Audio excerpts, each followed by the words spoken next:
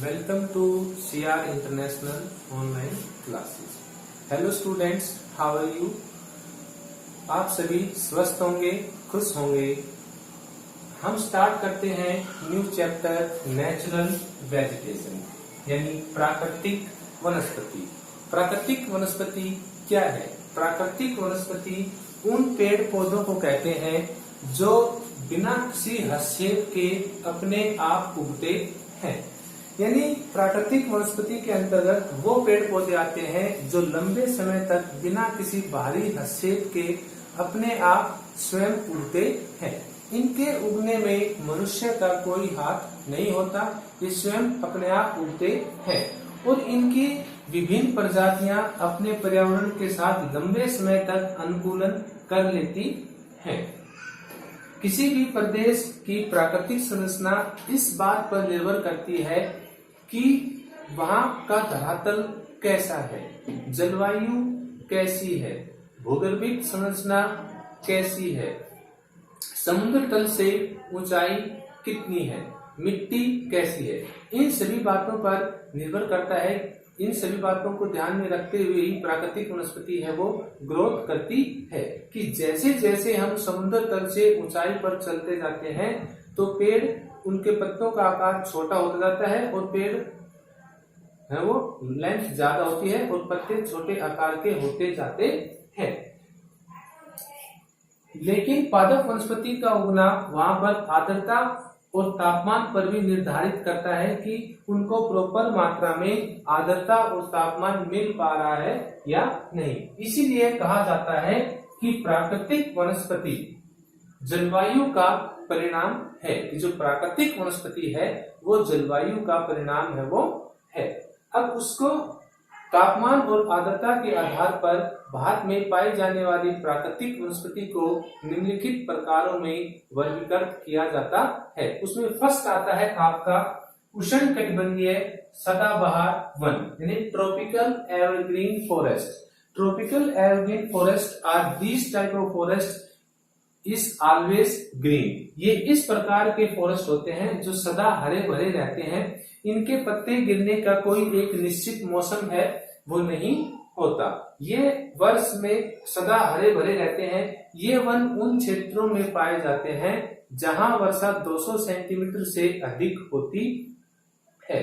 ये वन भारत में पश्चिमी घाट की पश्चिमी ढलानों पर और उत्तर पूर्वी क्षेत्र जैसे असम, नागालैंड, मणिपुर, त्रिपुरा, मिजोरम, नागालैंड, अंडमान निकोबार द्वीप समूह और इनमें पाए जाते हैं। जैसे भारत में ये वन उष्णकटिबंधीय ट्रॉपिकल एवरग्रीन फॉरेस्ट है। ये पश्चिमी घाट इधर पड़ता है, इसकी पश्चिमी ढलानों पर, क्योंकि यहाँ पर जब दक्षिण पश्चिम मानसून पवनों से भारत में वर्षा होती है तो पश्चिमी घाट जो समुद्र तल से 900 मीटर की ऊंचाई पर है, यहाँ मानसून पवनों को ऊपर उठना पड़ता है 900 मीटर के ऊपर। और जब ऊपर उठते हैं तो ज्यादा आर्द्रता से भरी होने के कारण पश्चिमी घाट से टकराती है और यहाँ पर बारिश होती है। तो यहाँ पर 400 सेंटीमीटर के आसपास बारिश होती है।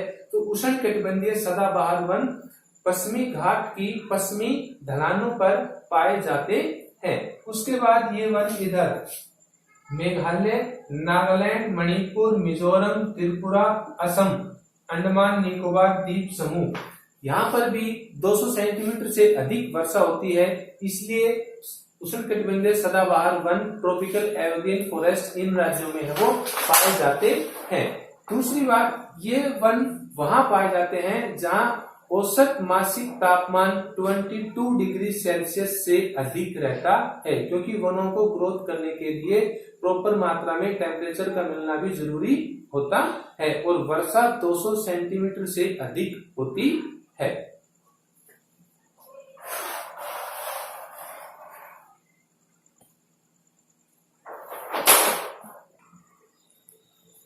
अब नेक्स्ट आता है इसमें उष्णकटिबंधीय यानी ट्रॉपिकल एवरग्रीन फॉरेस्ट की कैरेक्टरिस्टिक्स यानी विशेषताएं।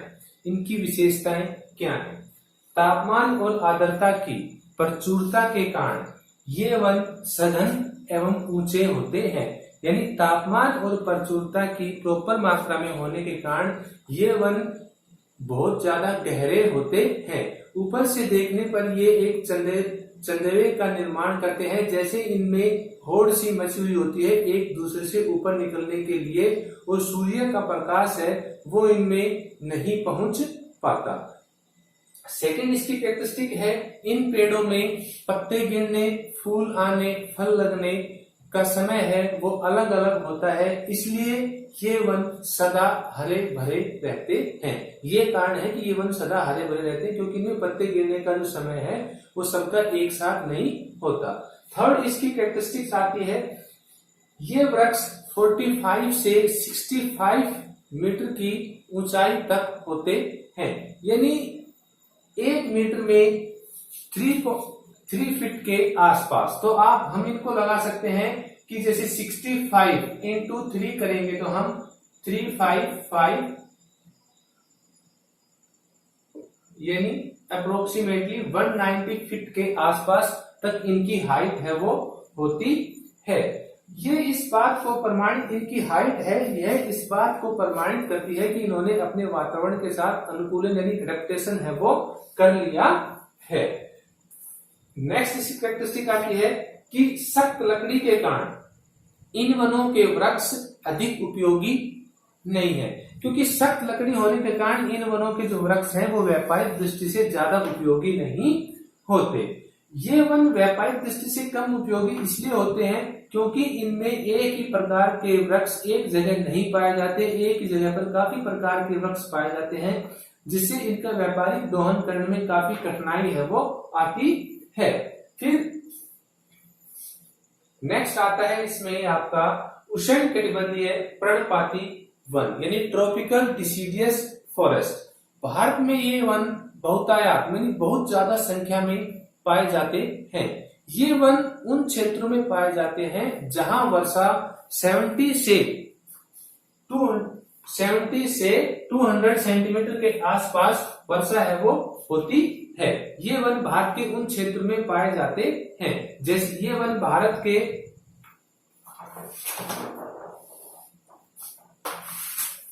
छत्तीसगढ़, ये झारखंड, बिहार, आंध्र प्रदेश, उड़ीसा, आंध्र प्रदेश, इनमें आपके उष्णकटिबंधीय पर्णपाती जो वन है वो पाए जाते हैं।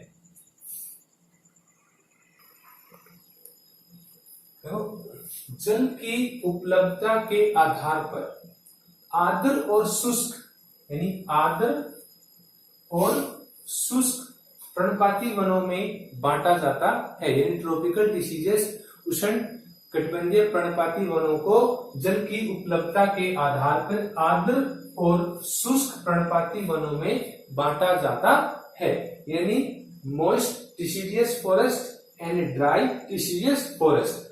मॉइस्ट डिसीडियस फॉरेस्ट ये वन उन क्षेत्रों में उगते हैं जहां वर्षा 100 से 200 सेंटीमीटर के आसपास होती है, यानी मॉइस्ट डिसीडियस फॉरेस्ट उन क्षेत्रों में उगते हैं आर्द्र पर्णपाती वन जहां वर्षा 100 से 200 सेंटीमीटर के आसपास होती है, जैसे पश्चिमी घाट की पश्चिमी ढलानों पर। फिर सेकंड आता है इसमें शुष्क पर्णपाती वन यानी ड्राई डिसीडियस फॉरेस्ट। ये वन देश के उन भागों में उगते हैं जहां वर्षा 70 से 100 सेंटीमीटर के आसपास होती है, जैसे प्रायद्वीप के पठार के ऊपर झारखंड, उड़ीसा, छत्तीसगढ़, इनमें ये वन है वो उगते हैं। अब नेक्स्ट आता है इन वनों की विशेषताएं। जैसे ही शुष्क ऋतु स्टार्ट होती है ये वन अपने पत्ते गिरा देते हैं और ये वन घास के मैदानों में बिल्कुल पत्ते विहीन नगन चट्टानों की तरह दिखाई देते हैं। इन वनों की ऊंचाई 30 से 45 मीटर तक होती है, यानी 30 से 45 मीटर तक इन वनों की जो ऊंचाई है वो होती है। अधिक सघन न होने के कारण सूर्य का प्रकाश इन वनों में पहुंच जाता है, जिससे इन वनों के धरातल पर घास और बांस उग आते हैं। इन वनों से इमारती लकड़ी प्राप्त होती है जो फर्नीचर उद्योग के लिए कच्चा माल होती है। इसलिए ये वन व्यापारिक दृष्टि से बहुत ज्यादा महत्वपूर्ण होते हैं। अधिक संघन न होने के कारण इन वनों का दोहन करना फायदेमंद होता है और यातायात की सुविधाएं इन वनों में अच्छी तरह से विकसित होती है।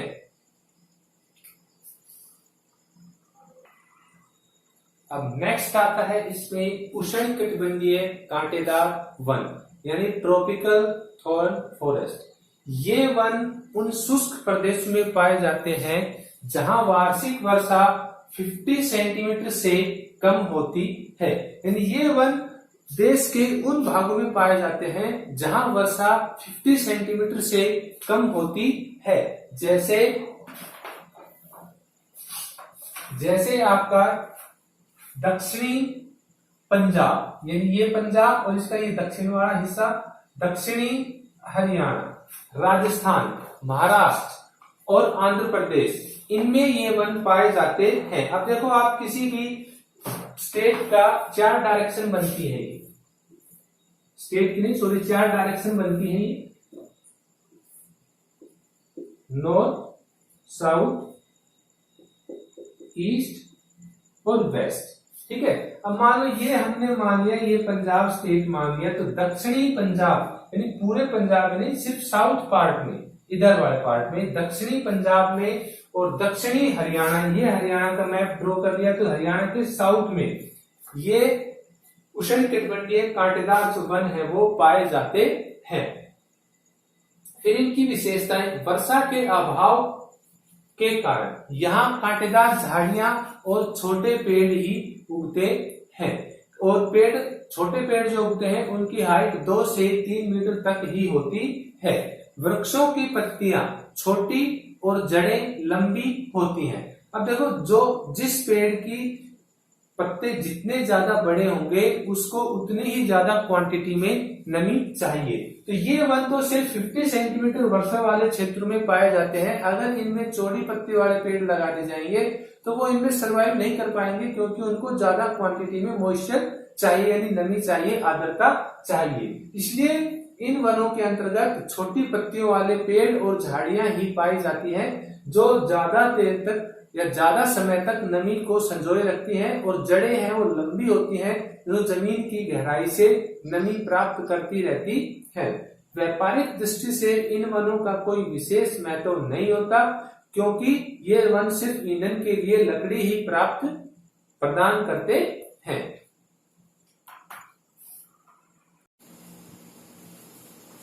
अब नेक्स्ट आता है पर्वतीय वन यानी माउंटेन फॉरेस्ट। उच्च पर्वतीय क्षेत्र में ऊंचाई बढ़ने के साथ साथ जो टेम्परेचर है वो घटता जाता है, तो तापमान घटने के साथ साथ प्राकृतिक वनस्पति में भी बदलाव आता जाता है।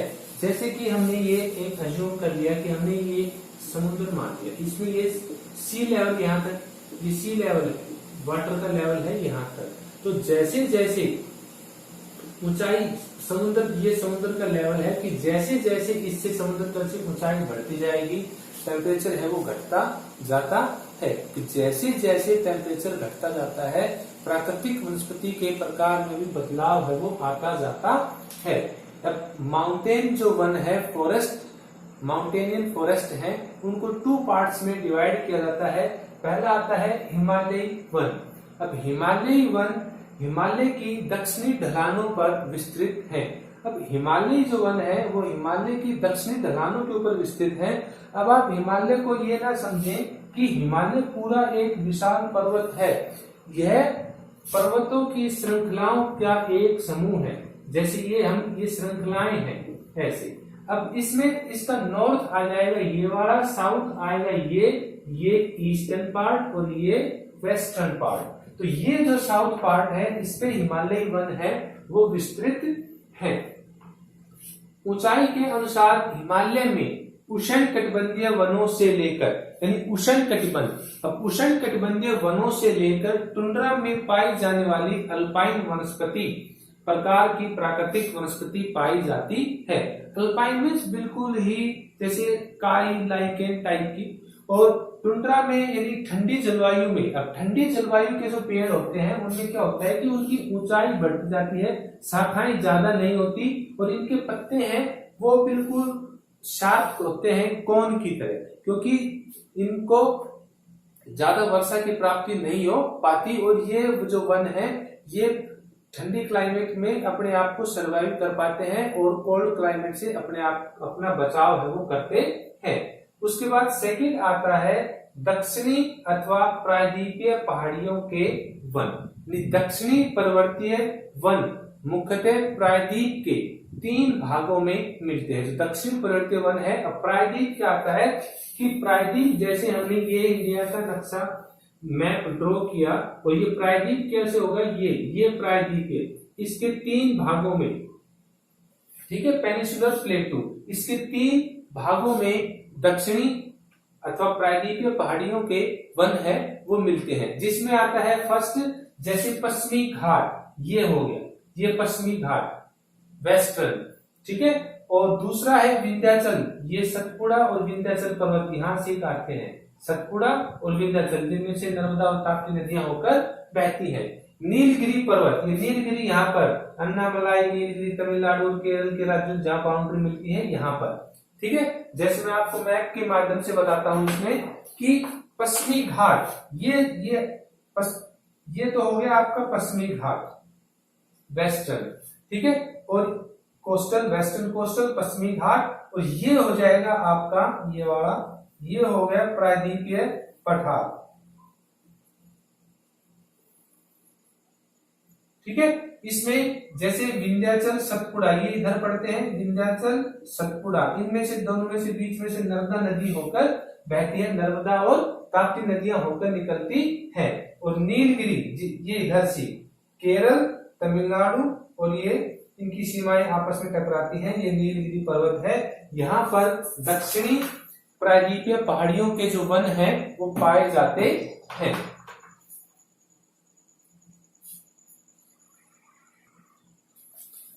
अब नेक्स्ट आता है मैंग्रोव वन। मैंग्रोव वन उन क्षेत्र में पाए जाते, दलदली प्रकार के क्षेत्र में पाए जाते हैं या खारे पानी के क्षेत्र में पाए जाते हैं। मैंग्रोव वन भारत के 4482 वर्ग किलोमीटर क्षेत्र में फैले हैं। जो विश्व में मैंग्रोव वनों का जो परसेंट है वो 7%, और भारत के भौगोलिक क्षेत्र के 0.14% क्षेत्र पर फैले हैं, यानी भारत का जो भौगोलिक क्षेत्र है उसके 0.14% के ऊपर मैंग्रोव वन है वो फैले हुए हैं। मैंग्रोव वन अंडमान निकोबार द्वीप समूह और सुंदरवन डेल्टा में यानी पश्चिम बंगाल में ज्यादा पाए जाते हैं। ये वन सदा हरे भरे रहते हैं। अतिक्रमण के बढ़ने के कारण मैंग्रोव वनों का संरक्षण है वो अति आवश्यक हो गया है। सुंदरी नामक वृक्ष की ज्यादा संख्या में पाए जाने के कारण पश्चिम सुंदरवन डेल्टा उसका नाम है वो रखा गया है, क्योंकि वहां पर सुंदरी नामक जो वृक्ष हैं वो ज्यादा पाए जाते हैं। अब इन वनों की विशेषताएं, इन्हें ज्वारीय अथवा दलदली वन भी कहा जाता है, क्योंकि इन वनों की जो जड़ें होती हैं वो सदा पानी के अंदर डूबी रहती हैं। इस वनस्पति की जड़ें सदैव पानी में डूबी रहती हैं, ये पानी में ही हरे भरे रहते हैं। ये वृक्ष ऊंचे तथा सदा हरे भरे रहते हैं, ठीक है। अब इसको आप मैप के माध्यम से देख सकते हैं।